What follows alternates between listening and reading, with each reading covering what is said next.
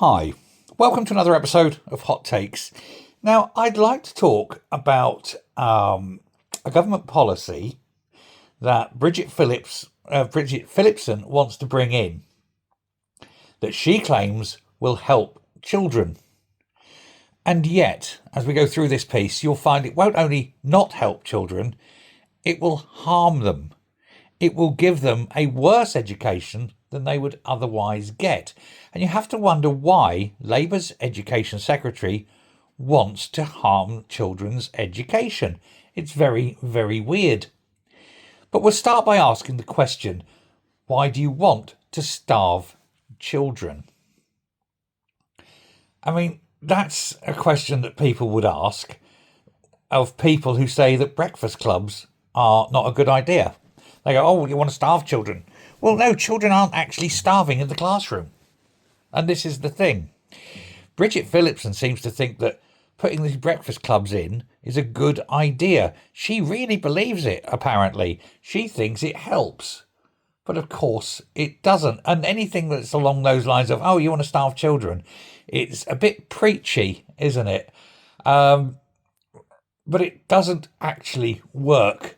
Now, you can't make this an ideological argument without facts, because ideology is fine until it all goes a bit Pete Tong.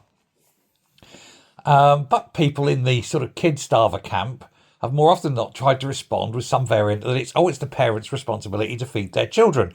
Because yes, it is clearly the parents' responsibility to feed their children. And it's there, whereas the other view is that, oh, but by feeding children at school, you guarantee they have enough food. Well, this is where it all goes wrong, of course. The very best research on the subject, that is research that is not produced by lobbying groups, even noble ones, amounts essentially to a shrug as far as the policy success is concerned.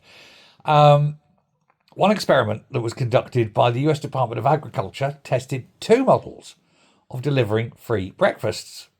The breakfast club model Labour is proposing and a breakfast in the classroom modification. And they found that neither model accomplished anything. Kids in breakfast clubs were only 1 percentage point more likely to actually eat breakfast and consumed no more calories or nutrients than they would otherwise have done if they'd have had it at home. Two substitution effects, something which politicians seem time and time again incapable of conceiving, were operating here. First, that breakfast at school just ended up replacing breakfast at home. And second, where kids did eat more breakfast, they just had less food at lunchtime. Da-da. Now, naturally, as you probably expect, given no more breakfast was consumed, the study found no impact on health, no impact on food security, on behaviour, no impact on test scoring. Made no difference whatsoever. Bridget Phillipson, though, is sure that it will make such a big difference, in her words, and have a, again quoting, huge impact on children's education, their attainment and well-being. And yet no evidence for this exists. Now, it should be made clear that this study that they did, it ran for, and followed its data collection, I think, for years. Right? And the fantastical claim that it keeps being wheeled out, that the Labour Party keeps saying as well, is that for every £1 invested, £50 will be returned. Well, no, that's got zero basis in reality. Well, unless you suppose that the benefits of a breakfast only materialise 2 decades later when they're at work. But that's 2 decades of inflation. It's a load of old rubbish, isn't it? Anyway, it isn't just that study, of course, that found that breakfast clubs do nothing.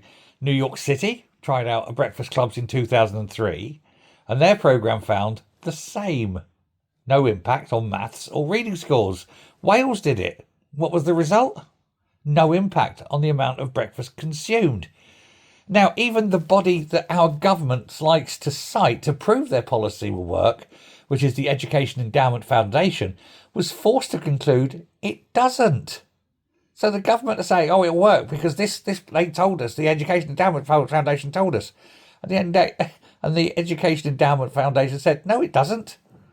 Their systemic review, and that is to say a study that collates other studies, 25 of them in fact, found that the average impact of breakfast provision in schools when aggregating all studies on attainment is null. Nothing at all. Zero. Nada. It makes absolutely no difference at all. Indeed, only one study in the developed world to find an actual noticeable impact, and thus the only one, of course, that the government likes to cite the most, is what they call a randomised controlled trial from the early 2010s. And yet, that randomised trial, which was meant to be the gold standard for research, ended up not actually being randomised at all, because both because the researchers set bizarre exclusion criteria and it didn't actually conduct any randomisation. So it was a false criteria. But even then, once again, it found that no more breakfast was actually consumed as a result of breakfast clubs. And this is the one that they love. This is the one that they say is the best ever evidence. And there's no evidence whatsoever. It's just weird. Now, it should be said too that what noticeable impacts it did purport to find were only on non-objective measures. For the groups where actual objective data was used, the study again found no effect. Now, this is despite government promising that just making breakfast clubs free will add 2 months of educational attainment to each pupil. But it's clearly rubbish. The policy not working needn't kill the policy, of course. These people are ideologically driven.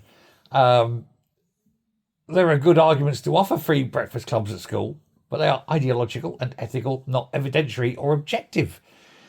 If Phillipson had stood up and said, we are social democrats and we want to do this because we believe it's the right thing, that might be fine. But it isn't. And that's not what they've got. Instead of having evidence-based policy making, they've now got policy-based evidence making. And that, of course, is where it's all going to fall down. And it would be one thing if schools were flush with cash. But in reality, Phillipson is putting schools in a position where they will have to be proactively cut projects that do work. You know, hiring actual teachers to fund projects that don't, such as breakfast clubs. There's no such thing as a free lunch, or indeed a free breakfast. And Labour's plan is to provide each school with just 60 pence per pupil per meal. A figure ridiculed because nobody believes it is achievable. Not even Labour themselves, whose stats imply parents spend £2.10 per breakfast. And there's a reason school boss after school boss has expressed their concern about it, talking about having to make £10,000 of cuts to fund Labour's, quote, fully funded policy. And of course, who's going to suffer when the teachers aren't being hired because they've got to provide food instead of teaching? It'll be the pupils. Jesus Christ. Bridget Phillipson, you're a moron. Thanks very much. Bye.